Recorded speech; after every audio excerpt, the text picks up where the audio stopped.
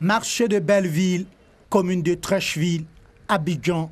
Seuls des couloirs étroits permettent d'accéder à l'intérieur de ce grand marché, une fois déjà parti en fumée. Appareils électroménagers allumés à longueur de journée, branchement anarchique d'électricité. Les ingrédients pour un court-circuit sont réunis. Et pire, selon des observateurs, les sapeurs-pompiers auront du fil à retordre. En effet, en cas d'incendie, l'encombrement des voies d'accès au centre de l'édifice pose problème. Avant le marché, il y avait d'espace. On a remarqué tout petit espace qu'on a vu, les gens viennent construire, jusqu'à autour du marché, tout s'est rempli de magasins. Donc il n'y a pas même place. Peut-être c'est ça qui empêche même des clients de venir. Mais si on n'occupe pas le couloir, maintenant où on va rester? Parce que ce n'est pas tout le monde qui a l'argent pour prendre un magasin. Tu peux rentrer dans le marché là, où les gens qui peuvent placer bonnes choses pour vendre, ils ne gagnent pas place. Ici, c'est des places, mais regarde comment on a placé bagaille. Si quelqu'un va faire sortir bagaille, c'est difficile. Pour avoir été déjà victime une fois, ces commerçants savent qu'avec un marché qui brûle, c'est une bonne partie de leur vie qui part en fumée. Ça fait 2 fois que mes affaires brûlent. Quelque chose que tu as travaillé plus de 20 ans ou 30 ans, un jour ça va partir en feu comme ça, c'est difficile. Mais un moment au grand marché là, c'était occupé comme ça là. Les super-pompiers n'ont pas pu rentrer, ils n'ont pas pu trouver de l'eau. Même décor, même ambiance. Ici au marché de Port-Baudeux, dans la commune de Yopougon, il faut se faufiler entre les étalages de marchandises pour accéder à l'intérieur. Une réalité bien connue des autorités municipales. Lorsqu'un marché est bien construit, c'est-à-dire avec les allées, les couloirs, ces couloirs-là sont progressivement rétrécis avec d'autres tables. Quand vous rentrez dans nos marchés aujourd'hui, qu'est-ce que vous constatez? C'est pratiquement tout est noir. Il n'y a que l'électricité qui éclaire en pleine journée. Ce n'est pas normal. Les espaces qu'on réserve pour ces couloirs-là sont pratiquement obstrués par des petits vendeurs. Où la lumière devait être, on a obstrué tous ces espaces-là. Qu'est-ce que vous voulez que les gens fassent? Je ne peux pas travailler dans le noir dans ma boutique. Il me faut avoir de l'électricité. Et donc, quand il y a un court-circuit, c'est parti. Conscients des conditions d'insécurité dans lesquelles ils exercent leur activité, de nombreux commerçants plaident pour une réaction vigoureuse des autorités. Le pauvre dame, on va avoir un peu d'argent pour faire commerce. Le marché va brûler là. Tout son argent. Est-ce qu'on peut avoir quelqu'un pour rembourser? Non. Donc, le gouvernement doit regarder ça. Dans les fils de courant là, on n'a qu'à regarder ça fort. On n'a qu'à supprimer trop les fils de courant là. Parce que tout le temps, quand le feu là vient là, c'est sur le courant, on dit c'est sur le courant. Donc on n'a qu'à occuper de ça là.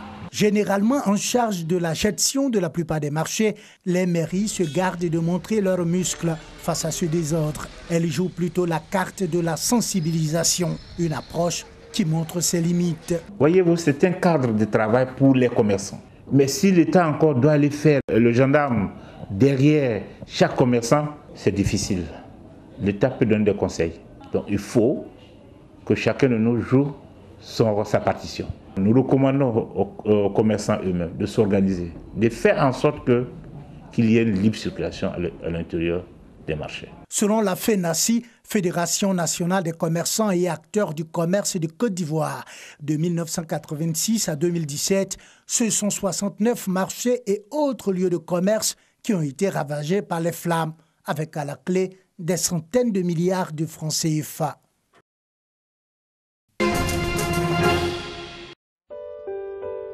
Quels sont les faits? L'alerte est lancée 17 mars dernier via le Guardian et le New York Times. Cambridge Analytica a récolté et utilisé illégalement des données sur Facebook lors de l'élection présidentielle américaine de 2016. 87 millions d'utilisateurs de Facebook, dont 2,7 millions d'Européens potentiellement touchés.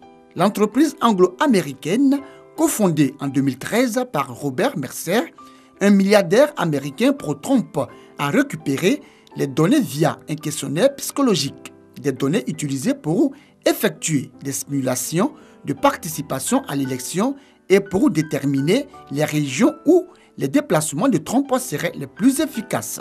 Du micro-targeting électoral, une méthode pour pousser les électeurs à adhérer à des causes ou à choisir des candidats. L'affaire est révélée par Christopher Willy, un jeune data analyst de 29 ans qui entre fin 2013 à fin 2014 a travaillé pour la firme avant de se mettre à son propre compte. Quand et comment tout a commencé? 2013, la firme britannique stratégique Communication Laboratories, maison mère de Cambridge Analytica, procède à la collecte de données destinées à une étude académique. L'entreprise s'adjoint les services d'Alexandre Kogan, le chercheur russe de l'université de Cambridge au Royaume-Uni, construit une application Facebook appelée This is Your Digital Life. L'utilisateur connecté à la plateforme et inscrit sur les listes électorales américaines doit télécharger l'application et remplir un questionnaire de personnalité, ce que feront 270 000 utilisateurs dûment rémunérés. Les données des profils Facebook de leurs amis sont aussi récupérées, piratées à leur insu. Au total, 87 millions d'utilisateurs sont touchés.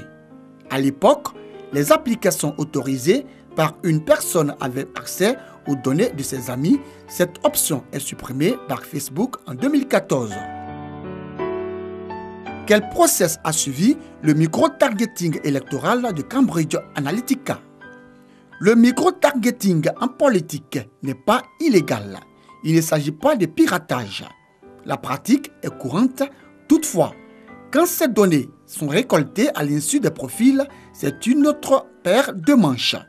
Le micro-targeting électoral consiste à identifier et à prédire les réactions psychologiques et comportementales d'individus en leur balançant, surtout via Internet, des messages souvent publicitaires. Grâce à ce mécanisme, des statuts et des messages privés partagés via Facebook sont récupérés pour déduire du bord politique d'un individu, ses centres d'intérêt et même son caractère.